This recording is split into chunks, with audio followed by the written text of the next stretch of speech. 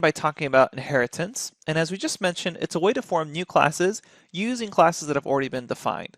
And really important benefits of inheritance are the ability to reuse code that you've already worked on and to reduce the complexity of a program. So we'll start off by creating what's called a base class. So this base class is going to be called animal, and it's going to be a very simple class. In fact, its init method isn't actually going to take in any arguments. Instead, all it's going to do is print animal created. So we have a very simple class here. So for instance, if I made an instance of animal, it would just print out animal created because this init method gets automatically executed when you actually create an animal. Let's add on two more methods, one called who am I? And all this is going to do is print out I am an animal. And we'll have another method here called eat. And this is going to print out I am eating. Okay, so we can see that if we have an animal here, we can do dot tab and we can ask it to eat. So open close parentheses to actually execute eating and see print out I am eating. And the other one was who am I? And it'll report back I am an animal. This is going to serve as our base class. So newly formed classes can use the animal class in order to inherit some of its methods that you may want to use again. So for example, if I want to create another instance of the dog class, or actually recreate the dog class. So I'm going to recreate the dog class, but I start thinking, hey, a lot of the features and methods of my animal class are useful to a dog. For instance, dogs, they like to eat, so maybe I want to reuse some of my prior work in my new class. The way I can do that is by inheriting the base class, this animal class. So I'm going to pass in animal here. Before we weren't passing anything, but now if I pass an animal, I'm going to inherit or derive from this base class. So this is now known as a derived class because I'm deriving some of my features from this base class of animal. So I'm going to say dog inherits animal, and then in my init call, what I'm going to do is call animal dot underscore underscore init underscore underscore self. So I'm going to actually create an instance of the animal class when I create an instance of my dog class. And I'm able to do that because I'm inheriting from the animal class. And what I'm also going to do is print out dog created. So let me run that, and I'm running that with Alt-Enter so I can get a cell right below. So I have my base class of animal, and then I have my other class of dog, which is now going to inherit the methods of the animal because inside my init method, I called animal.initMethod self. So now let's see this in action. I'm going to say my dog is equal to dog. And I run this, and now I see that an animal is created because when I run this line of dog, this init method gets called, which in turn runs the init method off animal, which in turn prints out animal created. And then after that's created, I print out dog created. But here's where it gets interesting. All those old methods that were available for the animal, who am I and eat, are now available for my dog. So even though inside this dog class, I don't have eat or who am I defined, I'm still able to use them because I was able to derive them from my base class of animal. And that's the main idea behind inheritance. I can now reuse methods that should be common between classes by just inheriting. So I don't need to rewrite all these methods for my new class. Now you may be wondering, well, what if I want to overwrite one of the older methods? Well, that's actually no problem. All you need to do is say def in your new class, and then just make sure to use the same name as the old class method, such as who am I. And now, instead of saying I am an animal, we're going to print out I am a dog. So rerun this to make sure we've redefined it. Rerun my dog, and it still says animal created, dog created. I can still call eat, but now when I call my dog, who am I, it says I am a dog. Before, it would have said I am an animal. So let's test that theory. I'm going to delete this, who am I? Rerun this, rerun this. We'll create our dog again, animal created, dog created, eat. And if I say who am I, notice I didn't overwrite it this time. It'll just say I am an animal. So you're able to overwrite the previous methods of your base class in case you need to. You're also able to add on methods. So, we're going to say def bark self, and then print out woof, so we can add methods and we can overwrite. So let me copy this eat method here and paste it in. And now I'm going to say I am a dog and eating. So I run this again. I recreate the instance of my dog here, animal created, dog created. And now if I call eat, it says I am a dog and eating because I overwrote the original method. I can still call who am I because I inherited from that base class, and it says I am an animal because I no longer overwrote it here. You can add in the method again call and then rerun this. But now I also have bark. So I could say my dog bark, and it will print out woof. The main ideas here is that all you need to do is inherit from your base class, and now you have access to all these old methods that you wanted. And if you ever want to overwrite them, you can just overwrite them as so, recall that same method name, and then do whatever you want there, and you can always add in more methods. So that's how inheritance works, and let's move on to discussing polymorphism. So we just learned that while functions can take in different arguments, methods belong to the objects they act on. Let's finish this lecture by talking about polymorphism. In Python, polymorphism refers to the way in which different object classes can share the same method name. And then those methods can be called from the same place even though a variety of different objects might be passed in. The best way to explain this is through an example. I'm going to create two new classes. I'm going to redefine my dog class, and then I'll also create a similar cat class. We'll say def init, and the dog just takes in a name, so you can name your dog. So we assign the dog's name attribute to the name that's passed in. And then the dog is going to be able to speak.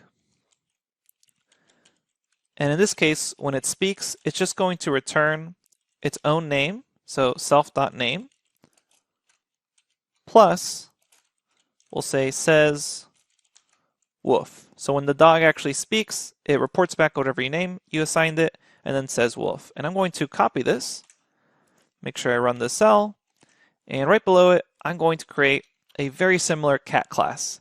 Same deal if it's init method, you provide it a name, but instead of speaking says woof, we're going to say speak says meow.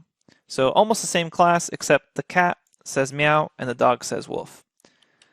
Okay, so I'm going to zoom out so we can see a little more of our code. We've defined the dog class and the cat class. Now let's create two instances of them. We'll say Nico is a dog with the name Nico, and we'll say Felix is the variable name for a cat with the string name Felix. So I'm going to print out what happens when Nico speaks. So Nico says woof. Looks like I forgot a space here, so let's clean that up a little bit. Rerun these two cells. Nico says woof, nice. We have a little space there. And then have Felix also speak. Notice here I'm actually executing speak with open close parentheses, and Felix says meow. So here we have a dog class and a cat class. Each of them has the speak method. When called, each object's speak method returns a result that's unique to the object. That is to say, it's unique for the dog to say woof, and it's unique to the cat to say meow, as well as their names are going to be unique to that particular instance of the class. Now there's a few different ways to demonstrate polymorphism. One of them that's pretty simple is with a for loop. So I can say for pet class in, and now I'm going to say Nico and Felix. And what I'm going to do is I'm going to iterate through this list of items.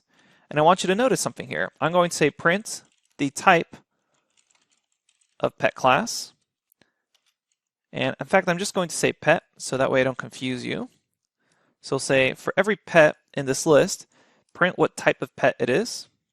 So what type of class it is. And then also print what happens when you say pet.speak. So I run this, and this is an example of polymorphism. So both Nico and Felix share the same method name called speak. However, they are different types here. So notice we have main dog and then main cat. And let me remove this type call. They're both returning a string, but it then should be noted that one of them is saying wolf and one of them is saying meow. So another way to show this, besides iteration, is through a function. And this is probably the more common way to see it being used. And I can say def pet speak.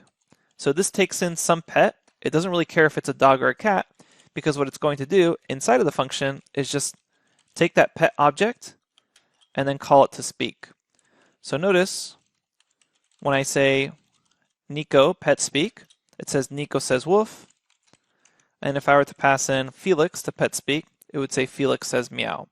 So pet speak itself doesn't actually know whether you're going to pass in a dog or a cat. Remember, these are two different classes, and they are pretty similar in our case, but they could technically be wildly different. Dog could have 100 methods, cat could just have these 2 methods, but they share the same method name speak, which means I can leverage that capability by happening to either iterate through a list of these different classes and happen to call the same method name, or most likely I pass it into some function where later on it calls that method called speak. So in both cases, we're able to pass in different objects and we obtain object-specific results from the same mechanism, that same method call. Now, a more common practice is to use abstract classes and inheritance. And what an abstract class is one that never expects to be instantiated. You never actually expect to create an instance of this class. Instead, it's just designed to basically only serve as a base class. So we're going to say the animal class again. And the animal class is going to have an init method that takes in self name. This is the constructor of the class. And we're going to assign animals the attribute name based off what's passed in. And then this base class is going to have speak. However, later on in our code, we never actually expect to say something like my animal is equal to an instance of animal. In fact, this animal class is never actually expected to be instantiated. I don't expect to ever make an instance of the animal class. Instead, this is basically to be only used as a base class. So this speak method, and this is really common with polymorphism as you get into more advanced object-oriented programming, what we're going to do is raise an error. And we're going to learn about errors and exceptions in the next section of the course. But essentially what's going to do is say, hey, we have some sort of error here. So we'll say not implemented error. And we'll say subclass must implement this abstract method. So we run this, and what's going to happen is if we actually create an instance of animal, something which we're not expecting to do, so we'll say Fred is the name of this animal. If I say animal speak, I get back, hey, not implemented error. And this is actually telling me, hey, you're supposed to use a subclass to implement this abstract method. So the reason this is an abstract method is because in the base class itself, it doesn't actually do anything. It's expecting you to inherit the animal class and then overwrite the speak method. So I could delete this line because, as we just said, we never actually expect to use animal in that fashion. Instead, what we expect you to do is call dog and then pass in animal as you construct this dog class. And now you no longer need to have this sort of init method here. Instead, what you can do is say def speak self and then return self.name plus says woof. And we'll do the exact same thing for cat. So I'm going to copy and paste this. And then instead of saying dog, we'll say cat there. And instead of saying wolf, we'll say meow. Run that. I will say Fido is equal to a dog with the name Fido. And I will say Isis is an instance of cat with the name Isis. And now I can print out Fido speak. And now I can print out as well Isis speak, where Isis says meow. Okay, so some real-life examples of polymorphism, since these are really basic examples of using the same method name and then also having these abstract methods, is maybe opening different file types. So you may want to have the method name called open, which makes sense. You're going to open a file. But there's lots of actually different files. There's Word files, PDF files, and Excel files. And if you were trying to make a class that could be a base class for opening files, and then you have other classes that would inherit that, maybe a class for opening CSVs, another class for opening Excels, another class for opening Word files, you'd want them to be able to share the same method name, the .open name. So that's a more realistic example, and that's an example of polymorphism, where you can have some function, maybe a general open file function, can take in any of those classes that you have and just call .open on them. And it's up to the class itself to decide what actual type of file is being opened. Okay, so that's polymorphism. Basic idea is you have these two separate classes that happen to share the same method name, allowing you to then call those same method names without needing to worry about the specific class that's being passed in. We'll finish off our entire discussion of object-oriented programming in the next lecture, where we finally go over special methods. We'll see you there.